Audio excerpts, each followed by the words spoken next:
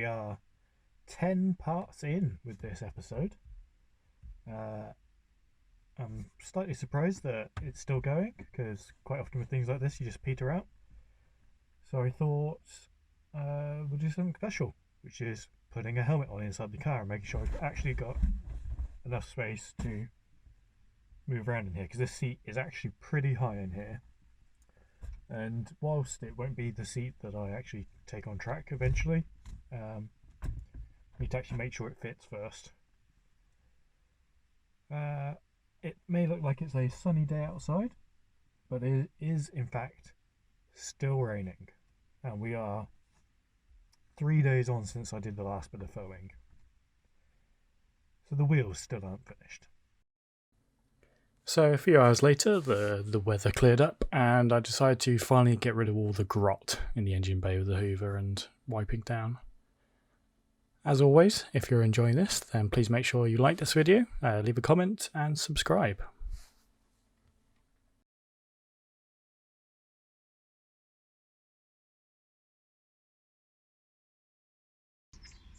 Right, and that's the engine bay, giving a good hoover out. It looks significantly less dusty, cobwebby. Still dirty, but at least it's not full of acorns and crud. Especially this corner back here was something particularly special, where this was just entirely filled full of acorns, so I guess some squirrels were counting on that for winter. But again, all cleaned out now. I thought whilst I was here I'll just have a look at the spark plugs, and I'm filming this after the fact because I've already hoovered these out, but this one, the lead doesn't look too bad.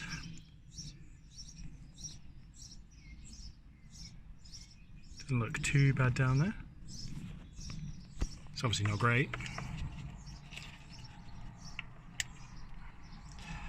That's the best one.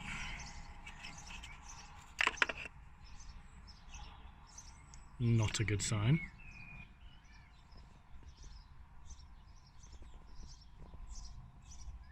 Again, this is hoovered out. These were absolutely full of crud. So I can tell these are going to be an absolute pain to get out.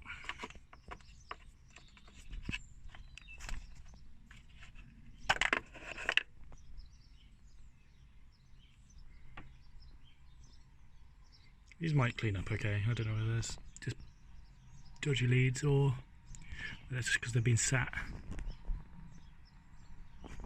in these pits. There is a nut in there somewhere.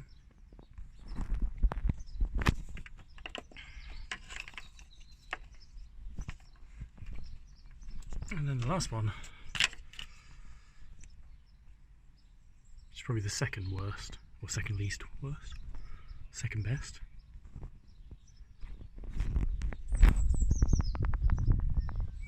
At least you can actually see the nut in that one. That's going to be fun.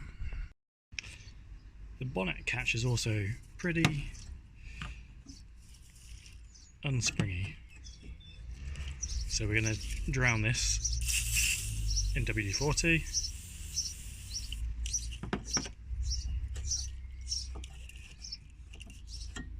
Let that soak, and then we'll also put a bit of WD-40. Has many uses, probably not supposed to be used for this.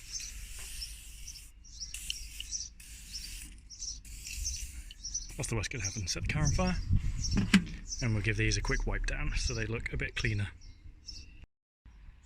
Doesn't that look a bit nicer, at least for now? You can actually see where I missed a bit here. What did it look like before? Now, this is all just going to burn off and degrade, but makes it look a bit more presentable for now.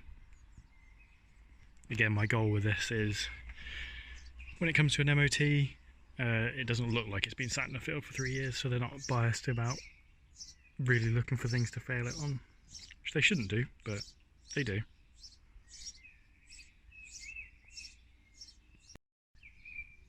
Also, as an update to this, it's been sat here for a few minutes now. One last thing, it's potentially fell in MOT.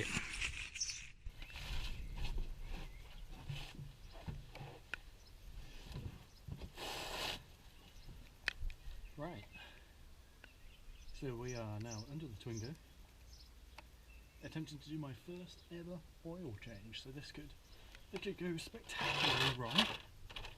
So we've got a rudimentary catch here. No idea which way this oil is going to come flying out. Got my special Renault adapter, which is hopefully going to fit. And oh, that's coming out much easier than I was led to believe.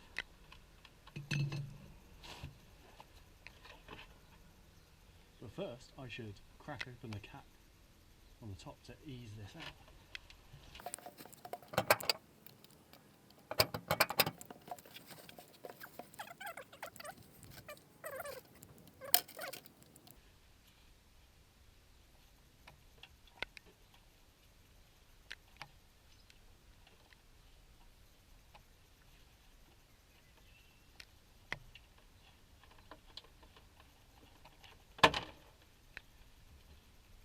That is pretty black.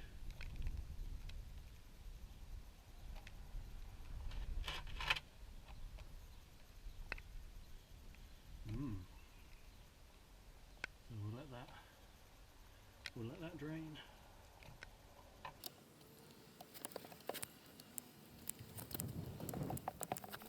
And if you hadn't worked out by now, it is yet again raining. So not ideal weather to do an oil change in, so I couldn't have the bonnet open, and I had to be pretty careful on how this was done.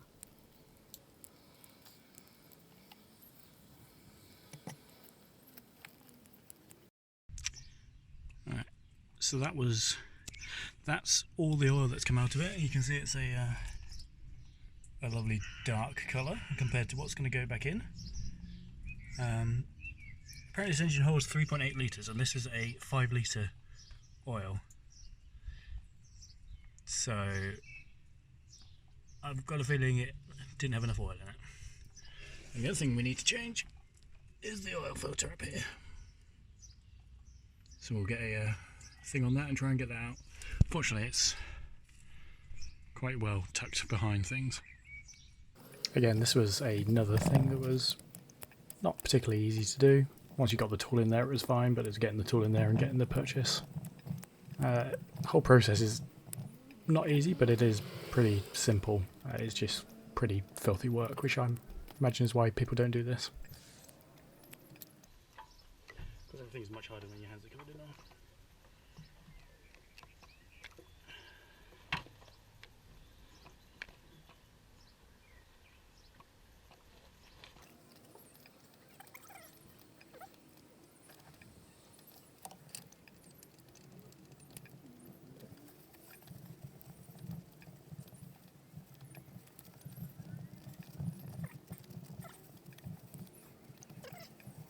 Right, so we're back under here.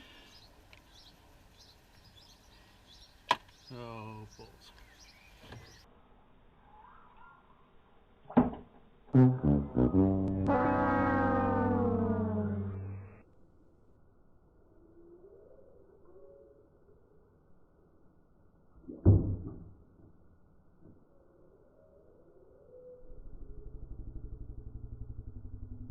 That was the new plug.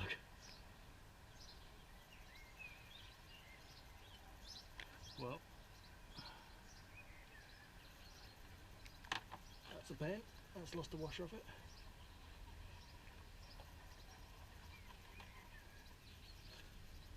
There's the washer.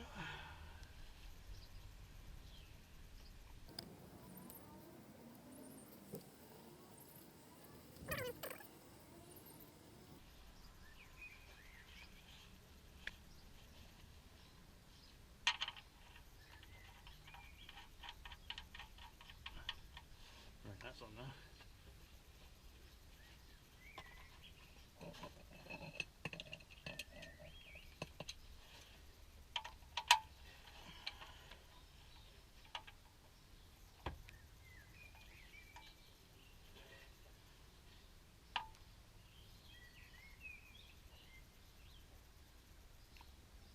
know how tight to do this, but considering how loose it was.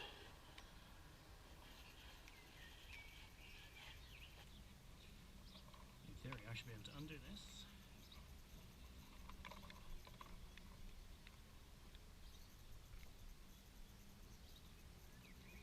Of course it's got the cap stuck on it.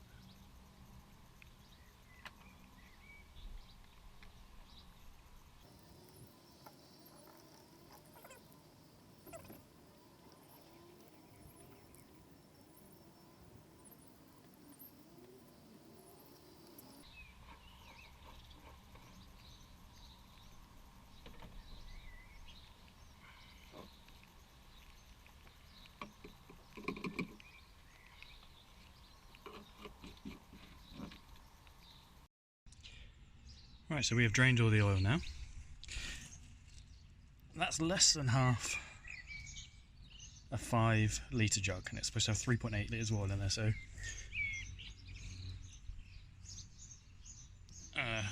my maths is pretty good, and I know that 2.5 is halfway. So really it should be up here somewhere. And we've got a 5 litre one to put in. But more interestingly is all the crud that is in the bottom of here now. Now I can't say for certain that that was in the oil, but it probably was. I mean, I did drop the sump plug in there and I had to go fish out with my hands, so some of the crud could be from my hands, but that's the colour oil should be.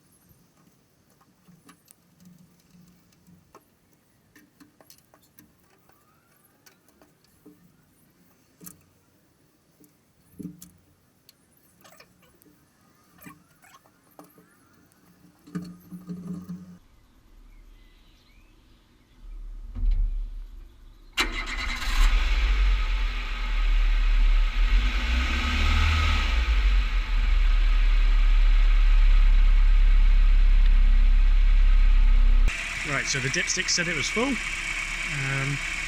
so we'll let that run a bit. Check around here, there's nothing leaking everywhere.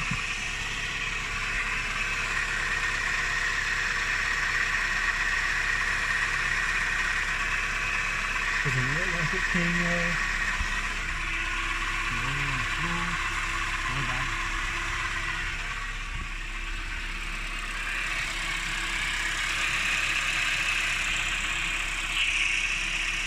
all good.